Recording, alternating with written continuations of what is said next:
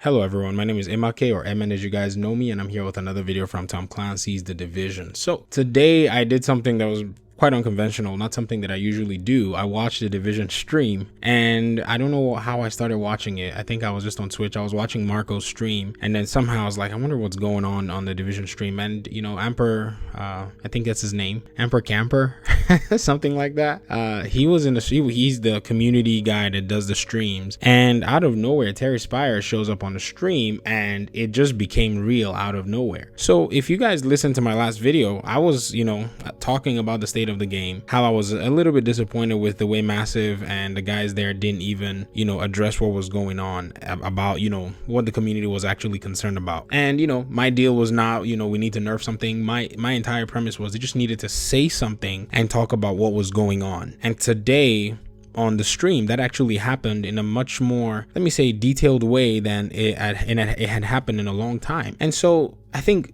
today what Terry did to just come and relate to the community on a Friday, sit down and actually just tell us what is going on. Because what I've seen is the way the Division is right now, a lot of the people that play the game and still remain playing the game are just adults. And so Terry did in my mind what was right by the community. He just came and just addressed the issue, just as, you know, guys sitting down and talking about what's going on. Because honestly, Massive, even though we give them a lot of flack, I give them some flack. I like them. I like the guys at Massive. I like the guys that work on the Division game. Even though we give them a heck of a lot of trouble, a lot of us are genuinely concerned about the health of this game, and I am, for one. And so he came in and said, you know, this is what's been going on. We've committed a lot of resources to the Division 2, and, you know, unlike the other patches that we've released, we necessarily haven't had a watchman over the current state of the game. Because in other patches, you know, one of the other studios, you know, Reflections or Redstorm, would kind of like keep an eye on what's going on, and if there was an issue, they would run up and actually take care of it. But now, because of the commitment of the resources to Division 2, like everybody suspected, I mean, it's not like, you know, we were actually shocked that that's what was going on. But now they've actually, you know, from the state of the game that, you know, they did yesterday, they've actually said they're going to actually pull some people from the Division 2 to actually, you know, take care of the issues in Division 1. And as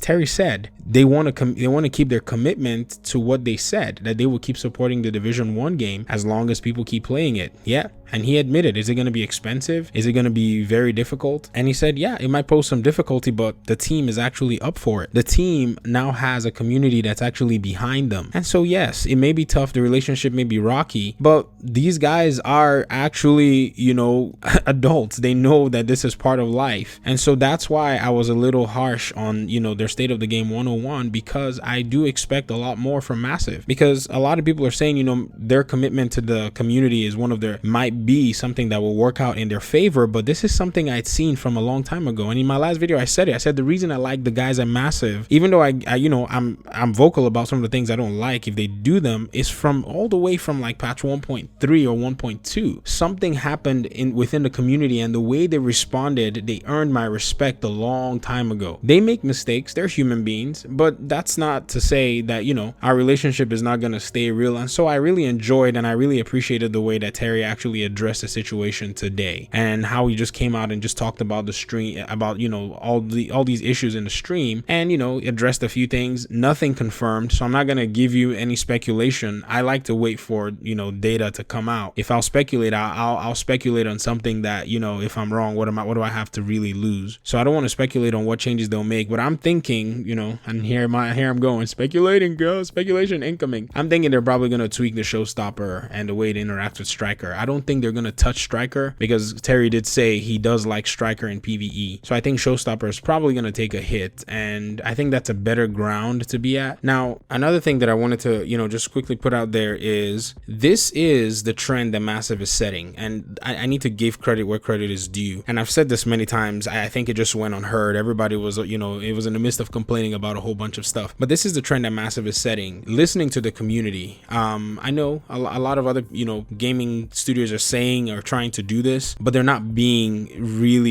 as in-depth as, you know, as Massive and the guys that work in these studios have actually been with our community. Yeah, we can say Warframe, the Digital Extremes team, in some sort of way, but Massive took it to another level. I mean, when ETF happened, that was one of those times when I knew, yes, this community, these developers and their whole business model is actually committed to making a good relationship work with their community. So today was a clear example of Massive Red Storm, the guys in the workings of this game and the lifeblood of the Division game. Today was one of those things where it's like, you know what, this is actually good. So now, yeah, I mean, you see, a lot of people felt better after the stream. A lot of people felt really better, and I would encourage you, if you have, if you've been, vocal about certain things going on in the game, go watch that stream. Now, one thing they did also, emphasize in that stream, which was also stated in the state of the game, was that they were going to prioritize the running in place bug. The running in place bug was there, and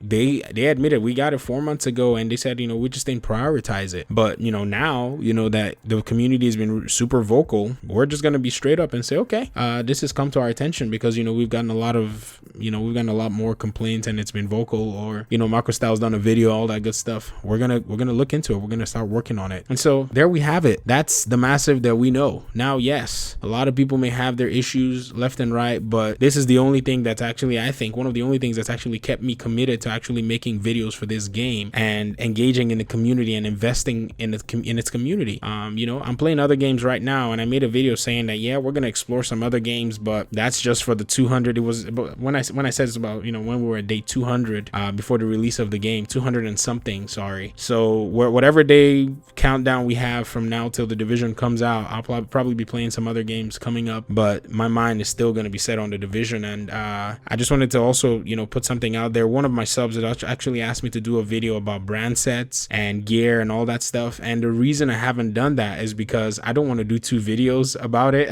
or multiple videos. I'm just waiting for more information to come out, and then I'll do a proper video with information that's set in stone, that's not liable to change, because right now I'm working on multiple projects, so I don't want to spend time and do that. And if you guys have been on my channel for a long time, I love to do tutorials.